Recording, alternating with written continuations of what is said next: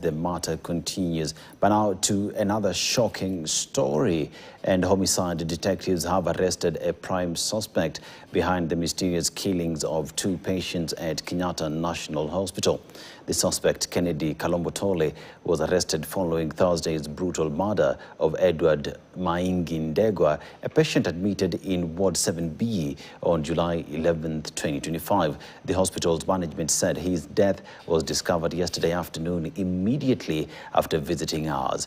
Upon visiting the scene, the detectives added that they noticed bloody sleeper prints from the victim's bedside to a nearby toilet and eventually to a side room where the suspect Kalombotole was admitted. They further stated that preliminary investigations show that Kalombotole was admitted to the facility on December 1st last year and is the prime suspect in the murder of Gilbert Kinywa Muthoni, 40-year-old, who was murdered in Ward 7C during the night of February 6th and 7th this year. However, after reviewing the file, the ODPP directed the investigating officer to undertake further inquiries to reinforce the prosecutions. We are now joined live by my colleague Gloria Milimu, who is following up on this matter from the Kenyatta National Hospital. Good afternoon, Gloria. What is it that you have discovered or gathered from the Kenyatta National Hospital? Well, Aseto, what we've managed to establish so far is that murder suspect Kennedy Kalombotole, who was arrested yesterday in connection with the murder of a patient here at the Kenyatta National Hospital, is currently undergoing a mental health assessment to just establish his mental health status. We managed to talk to his lawyer, who told us that detectives were unable to extract information from him.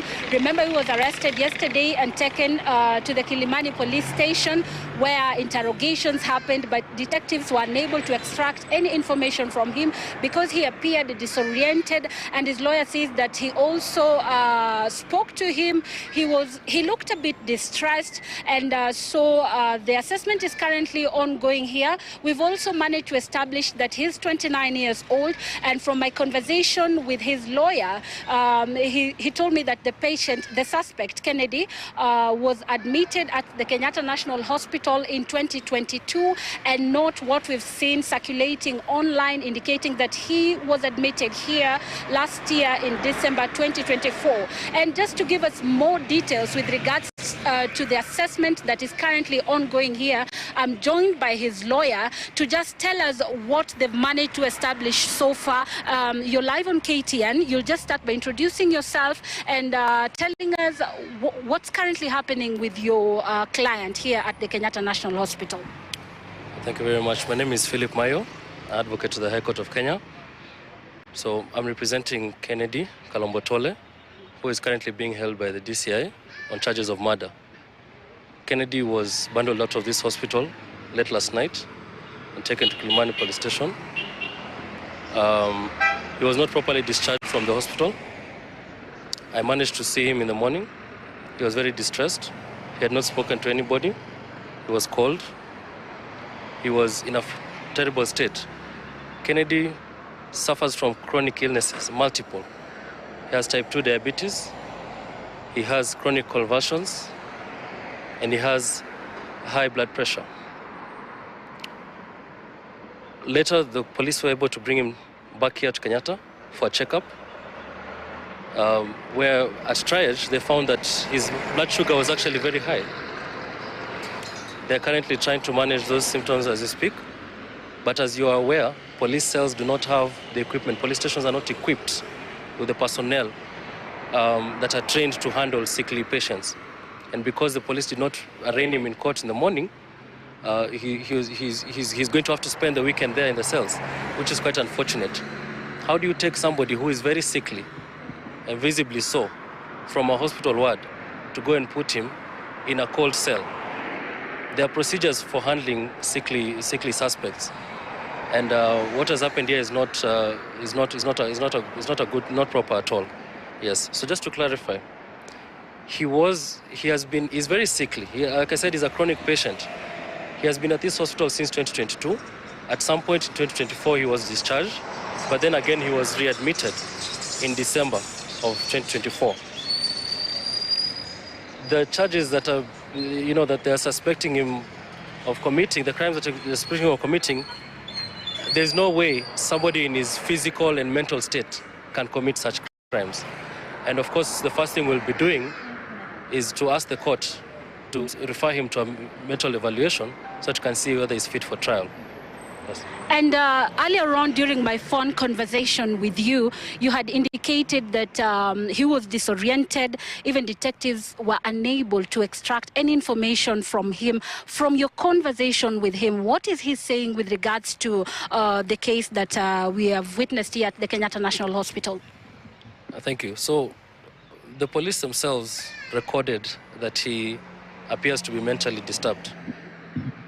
When I asked him where he was arrested, he said he just found himself on the floor of the police station in the morning. So he's clearly disoriented.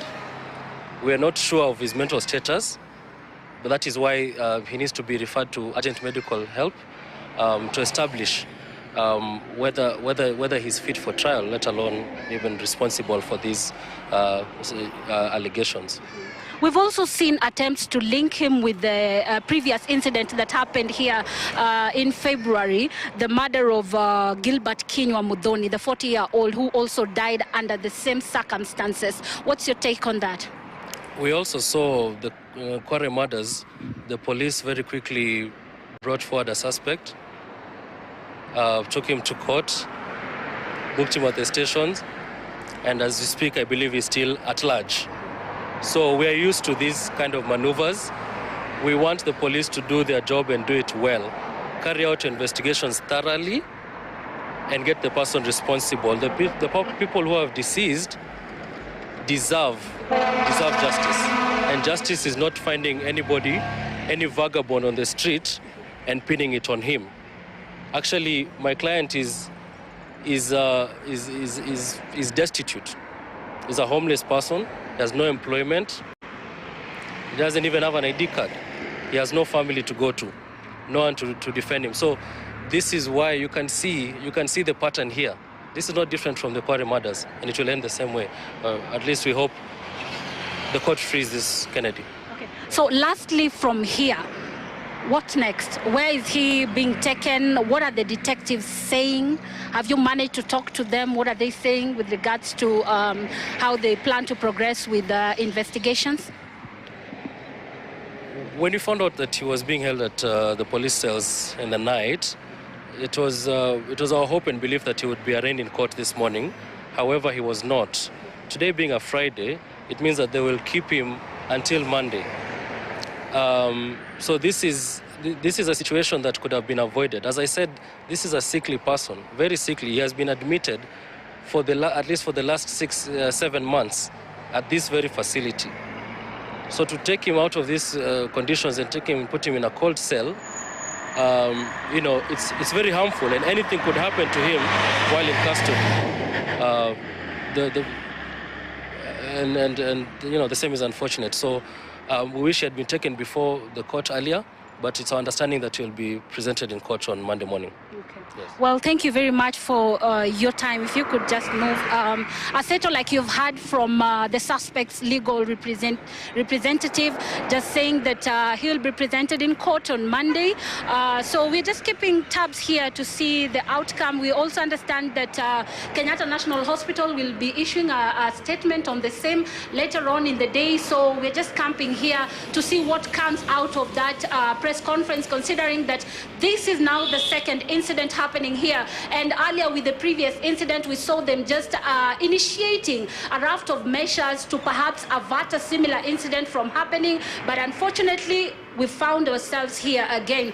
Remember also the family is currently at Kilimani police station, where my colleague Fred Kagonye is. I'm sure he'll give our viewers more details with regards to what's happening on his end, and from me here is just to wait and see what the facility has to say with regards to what has happened, and perhaps also to see whether the detectives will give us anything with regards to the progress with their investigations and how they plan to go about it all together. Back to you in studio, Aseto.